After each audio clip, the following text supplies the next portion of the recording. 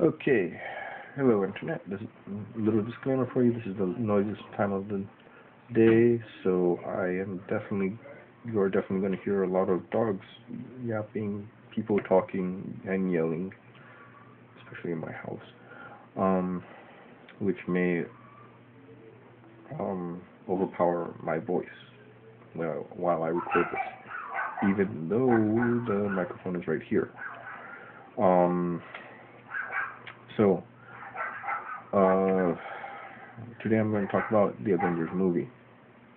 No, this is like the fifth, sixth time I'm talking about this on, making this video. Um, so, so yeah, right now it's not. Woo! It's yeah. That's not because of the movie, by the way. That's because every attempt has failed. My first two or three attempts were like 20 minutes. Anyway, moving on. They're like 22 minutes long. I don't think people want to watch that. Um. Anyway, on to the important part, which is the Avengers. Yeah, I'm not going to do that. The Avengers review. I don't edit these.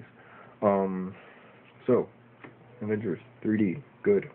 Yes, worth or $4 extra, or five wherever whatever the theater's charging. Um, so what makes a good 3D movie? For me, and probably many others, 3D movies are good when things are popping out at you like that. They're that close to the screen.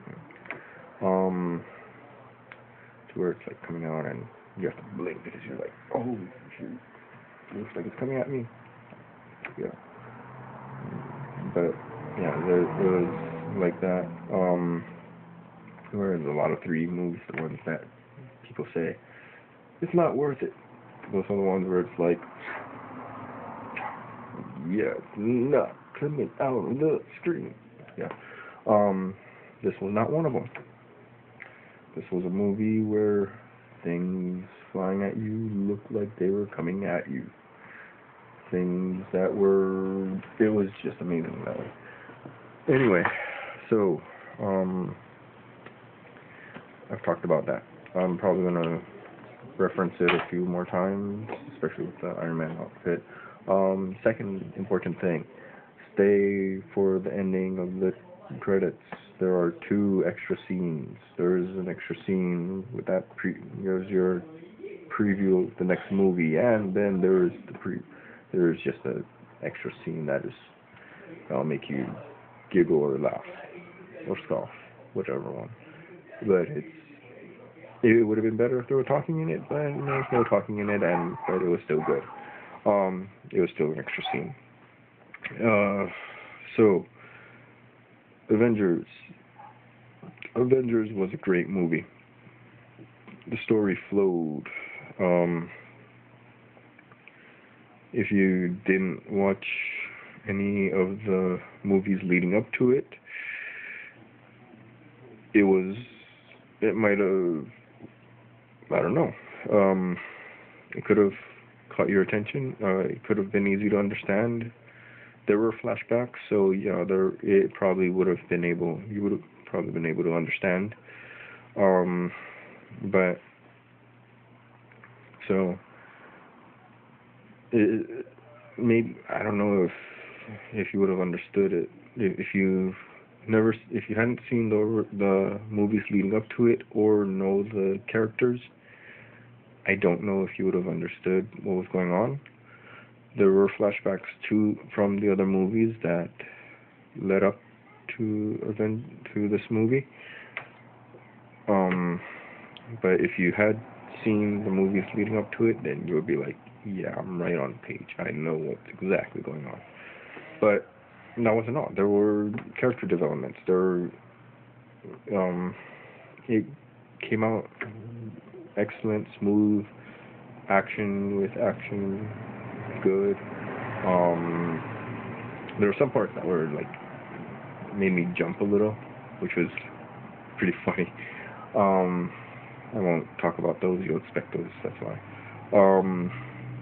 There's lots of good, funny moments. There's a little joke piece dealing with Thor. I'm not going to get into that. There's also a funny piece during the final battle dealing with Thor. I'm not going to get into that. That's the best. That's the safest way to say that those scenes were funny. But as I said, I'm not going to get into that. Action jumped smoothly from one character to the next. I had read the comic volume review.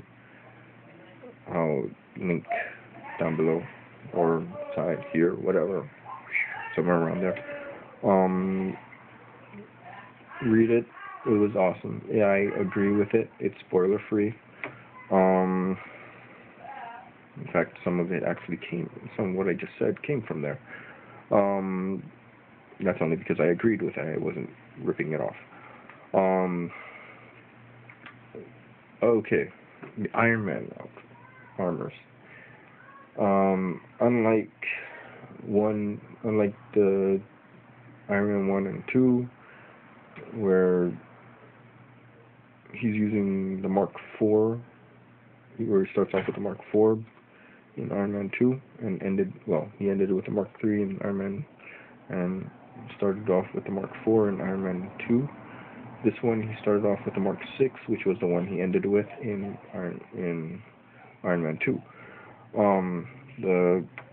When he took off the armor and put it on, it was amazing. Especially in 3D. It looked, the depth to it. I don't recall it actually like popping out when all that was happening, but it was really nice. The helicarrier was amazingly well done. I'm talking about it because there is no spoiler to it. They reviewed it in some of the trailers. It looked great.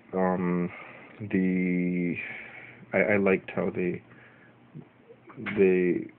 story arc, the story allowed you to see different areas of the helicarrier, which even secret little areas.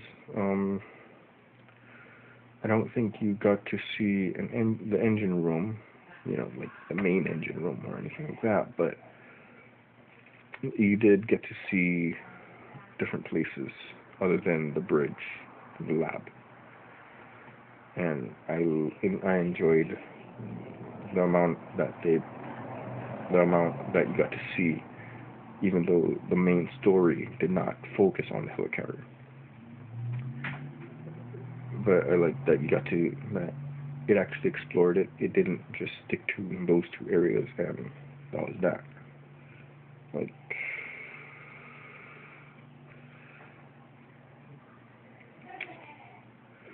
nothing against Doctor Who, but because I'm a big Doctor Who fan, by the way. But Doctor Who, you rarely ever get to see anything more than the control room in Doctor Who on the TARDIS. But in this, you got to see that. You got to see, because with Doctor Who, if you the only way you can see every room is by watching from the very first series, and you'll eventually see like almost every room. But with Avengers, because in Doctor Who most of the time it's only just a control room in every episode. You don't see like the wardrobe. You only saw that like once or twice throughout the whole series, throughout all the years of the series. Point is, Avengers allowed you to see a lot for something that was that the story did not revolve around, it actually showed you a lot that um that you normally wouldn't see in other movies. Um, yeah, they didn't just give you 3 rooms and that was it. It was this room, this room, this room, this room, this room. It was, I'd say maybe about 5 or 6 rooms. That's quite a bit of rooms for something that doesn't revolve around it. Anyway, helicarrier, great. Iron Man outfit, great. Actually, there was one part I had trouble with, which was at the end. The graphics, the graphics for Hulk looked really bad. It was like one of the last scenes before the before the credits. Um, I'm not gonna say anything about it. I'm just gonna say that he looked a bit thin, and Iron Man sort of looked sort of out of place. I mean, like he looked like he was digitally imposed. Iron Man did. So, but it's near the end. I'm not going to say anything about it, as I said.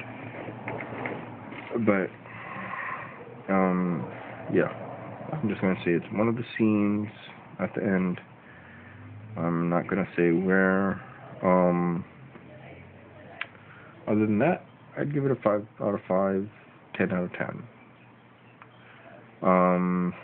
No, 10 out. At the very least, a 9.5 out of 10. Because 10 out of 10 with out of 10 stars, that would be like just because of that one little scene. But that scene didn't. The scene wasn't even a broad problem.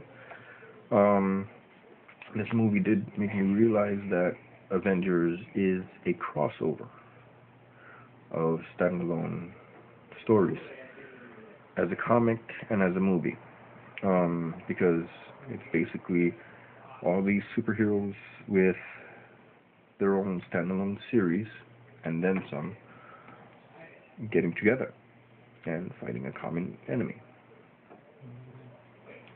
That's usually what a crossover is.